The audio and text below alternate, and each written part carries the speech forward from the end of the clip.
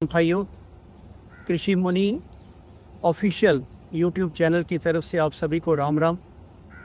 आज जिस फसल के बारे में आपको जानकारी मैं देने जा रहा हूं वो है तोरिया की फसल।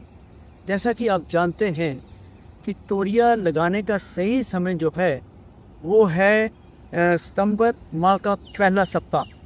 लेकिन क्योंकि बारिशें रही और ज़मीन में मतलब कि वर्षा का बड़ा प्रकोप रहा, इसलिए हमारे किसान भाई जो थे वो तोरिया की खेती नहीं कर सके। लेकिन अब मौसम के बदलते ही किसान भाइयों, मैं आपसे ये कहना चाहता हूँ कि आप सितंबर माह के आखिर तक तोरिया की बिजाई जो है वो संपन्न करें। तोरिया की फसल की जब हम बात करते हैं तो इसमें दो किस्में रहती हैं, RSPT-1, RSPT-2। RSPT-1 जो है ये लगभग 75 से लेकर 85 दिनों तक पककर तैयार हो जाती है और इसमें 49% जो है वो तेल की मात्रा रहती है। दूसरी जो RSPT-2 है ये लगभग 65 और 75 दिनों के अंदर अंदर पककर तैयार हो जाती है और इसमें लगभग 42 से लेकर 43% तेल की मात्रा रहती है। जहाँ तक तोरिया की खेती का ताल्लुक है, इसके लिए ज़मीन जो है भारी होनी चाहिए, उपजाऊ होनी चाहिए और बीज की मात्रा जो है वो 250 ग्राम प्रति कनाल के हिसाब से रखें। और जो मतलब कि हमारी खाद की मात्रा है वो आप लगभग 2.5 किलो यूरिया, 2 किलो DAP और 850 ग्राम पोटाश की मात्रा जो है प्रति कनाल के हिसाब से इस्तेमाल करें। जब आपने बिजाई करनी है तो DAP और पोटाश की पूरी मात्रा को मिला लेना है और यूरिया जो है वो लगभग आधा यूरिया उसमें मिक्स करके आपने बिजाई करनी है।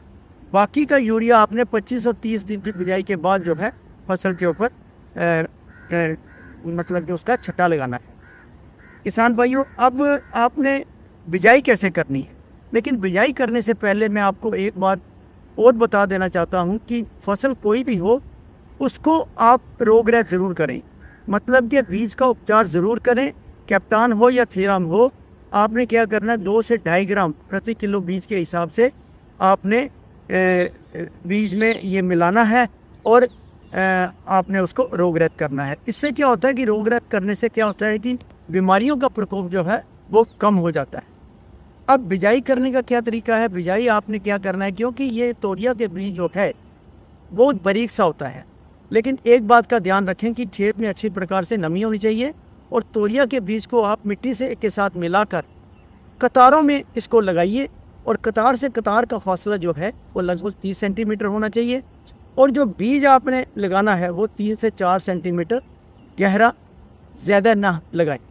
इसके साथ साथ किसान भाइयों, जहाँ तक गुड़ाई का ताल्लुक है या खरपतवारों की रोकथाम का ताल्लुक है, आपने क्या करना है कि लगभग 3 हफ्ते के बाद आपने ये जो गुड़ाई का काम शुरू करना है और ताकि पौधे से पौधे का फासला जो है वो कम से कम भी 10 से 15 सेंटीमीटर हो। और अब हम बात करते हैं कि इस फसल में पानी कब कब लगाना है।